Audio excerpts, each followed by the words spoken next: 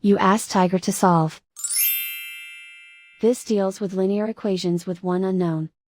The final result is c equals 7. Let's solve it step by step. Simplify the expression. Expand the parentheses. Simplify the arithmetic.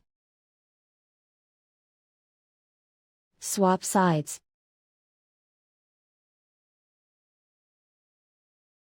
Group all constants on the right side of the equation. Add 15 to both sides. Simplify the arithmetic.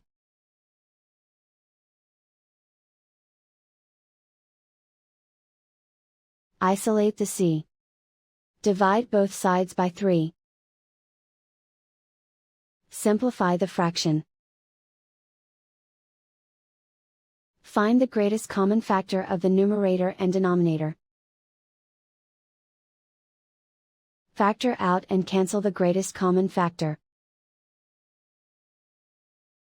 And so the final result is c equals 7.